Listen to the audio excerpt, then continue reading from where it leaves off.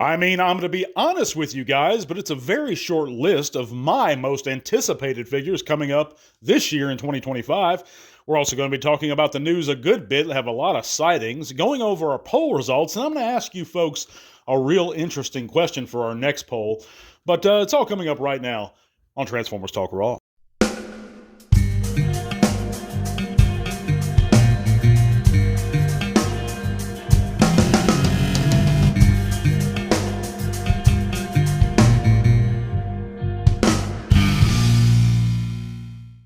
Ba to the weep to the gra to the ninny bond, guys. Thank you for coming in and joining us for another TTRP. That's a Transformers Talk Raw podcast on YouTube or Spotify.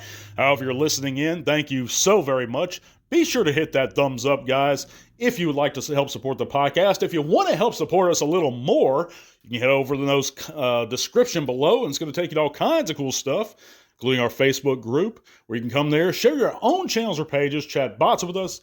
We're growing all the time. Be glad to see you guys there. You can check out any of those cool links. Support my buddy Mike, who's got a new YouTube channel up. He does a lot of fun stuff, cooking videos, outdoor stuff, all kinds of neat things going on over there at Brookstopia. Our friend of the channel, Candice, and her work with the legendary Gary Chaulk and Primal Parodies. Or if you'd like to help support the podcast directly further, you can check out our Patreon. But let's get past all that, guys. Check out those links, and thank you for coming in. Yeah, we're going to be talking about the most anticipated figures coming out this year, guys, and it's just mine. And I know you guys are excited about a lot of stuff, about the new Age of the Prime stuff, the new Studio Series stuff. But for me personally, one of them I'm just kind of more curious about. I'm probably going to pass on it, but I'm very interested in seeing how it's going to turn out. And that's, of course, the Studio Series 86 Megatron. We know from leaked listings, and people have been talking about it for a couple years now. I believe the listings have been leaked since early last year about the 86 Megatron. And I think Hasbro's in a bit of a conundrum on this one, guys. Of course, we know via Evan, one of the designers, that he's not going to be a gun. And Hasbro really doesn't know how to do it and please the fans, in my opinion, in this matter. I think Megatron's where they're caught up. You can't simply modify an existing mold of Earthrise or Siege, which originally I thought that was a possibility, but that's not going to please anyone. I think people are going to gripe to high heaven, rightly so, if they pull that, and just give them a new paint job and modify them a little bit. That's what they'll probably, I'm thinking now I think about it, they'll probably modify those molds instead of giving us an all-new one.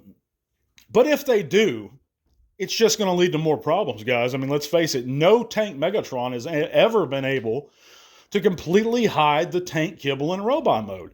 There's been versions that have been good at doing so, like the Combiner Wars Leader Class one, but that didn't really hide it altogether. And of course, to a lot of folks, it doesn't matter if he turns into a gun, and a lot of folks it does. So let me know where you stand, but I am excited to see this figure finally revealed. And presumably it's going to be coming up this year, the reveal of him. I don't know if he'll make it out this year. I think he will, but he's going to be revealed this year. But I am really curious to see what Hasbro exactly does with him. Of course, I have Romulus, and I think he's a much better figure, guys. And I think that you should bite the bullet and go ahead and acquire Romulus while you can still get him relatively cheap. He cost me $108 shipped to the U.S., and that's more you're going to pay than you're going to pay for an 86 Megatron, but not by a lot considering what you're getting. And he is a perfect figure, in my opinion. Yes, he's a little bit complex to transform, but he's a gun, guys. He's a Walther. It's Megatron. It's the G1 Megatron. He looks screen accurate. I think the only way Hasbro can beat out Romulus is with a fantastic paint job. And it's not like Romulus is lacking in that department. It's just they could have done better with the paint. That's it. That's literally my only gripe with that figure. Everything else is spot on perfect. But again, let me know what you guys think. But of course, I am also excited about the upcoming Age of the Primes Combaticons. We're in dire need of an update to Bruticus, in my opinion. Even way more so than the aerial bots. Way more so than the Constructicons. Those Combaticons, we need them so much. It was never the right mold for Swindle. They chose that old Rook mold, Combiner Wars mold, and it's too beefy. It's too much of a tank for Swindle's personality. He's an arms dealer, guys. He's not a warrior. And I just think, he's more of a conniving type character. It was never the right mold for him. The heads look great, but if you take a figure like Brawl, it had its QC problems. Everyone had issues with its waist. I don't think that was the right mold to use for Brawl. But all their head sculpts look great, even back in Combiner Wars. Vortex and everything. And I think Vortex was probably the strongest of those old Combiner Wars Combaticons. But even then, this new one just outclasses him in every way. And it even makes more sense, the skeletal gestalt system with Bruticus than it does for Superion. Because you can take the half of Onslaught's flatbed and create the skeletal structure of Bruticus. It doesn't make sense for them to add a whole extra chunk of plastic that was previously non-existent in Transformers media and add it to Silverbolt to create that skeletal structure for Superion. So it makes more sense with Bruticus. But those are the ones I'm excited about the most. Again, let me know in the comments what you guys think. What are you excited for? The 13 Primes, the aerial bots, the Constructicons, hunting those down. And I've noticed folks are getting problems actually hunting them down and finding them at their locations. I don't have a problem at mine, even though I'm passing on them. By the way, that brings me to another thing. I'm probably going to be giving away one of those next week. If not one of them, it's going to be a really cool figure, guys. So tune in next week. There's going to be an all-new giveaway. But I digress, guys. Let's move on to this week's news and our poll results. Check out the poll results. And last week we asked the question, how much do you care about the Masterpiece line nowadays? And it's gone on for a long, long time, guys. And they're still making MPs. I don't know if they're going to continue to or not. I've heard the yes and I've heard no's. Officially, I think they've stated that they're not, but I see new ones coming out. I don't know what it is at this point. But out of 106 votes, over half of the fans that participated stated that they care a little. Some are cool, but they only collect a few of them, if just one or two. But a large portion, 30%, don't care at all about the MP line. While no one said they're all in and love them. Yeah, hardly. I think it was like 3%, 5%. Very, very few. So it seems to me like the majority of the fandom is very much indifferent about the MP line as a whole and really isn't into them. And whether it be those premium prices, whether it be they're not really available at U.S. retail anymore, they used to be, back when Toys R Us was around. And when they first came out, they were even in Walmarts. You had Starscream, and I believe the original MPO-1 Optimus appeared in Walmart over here in the Western Hemisphere. But it's one of those reasons. Maybe it's the overly complex transformations on some of them. I don't know. But a large portion of the fandom is very much indifferent to MP line. And I think personally it is probably time to move on from them because we get everything we need from the main line. I mean, I think those perfect representations of the characters are often represented within the main line nowadays. At one point, I could see the need for them. So I agree with the fandom on this one. Thank you to everyone who participated. Let's move on to this week's news.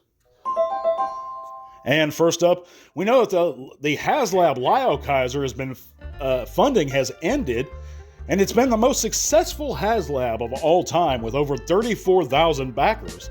And that's even ahead of Omega Prime's 28,000 backers. And I think personally, guys, that this speaks more to the desire for a good available Lyokaiser than it does to credit the HasLab system as a whole. I still am not a fan of it. I didn't back it. I backed one HasLab since it existed, and then I canceled that because I decided I was going to go with the Masterpiece Starsaber instead of the HasLab version, and I'm perfectly happy with the MP Starsaber. But I think for those who do love the HasLab sales model, this is certainly exciting news, and I hope that Lyokaiser has no QC and he's a great figure. We also know that the Studio Series Wave 18 Leaders Age of the Prime Optimus has been found at U.S. retail in Indiana. I know a lot of people are excited about this one. He does look great for what he is. If you're a fan of that, Age of Extinction Optimus has been found at U.S. retail. If you're a fan of that Age of Extinction Optimus, I know this is one to certainly be excited for.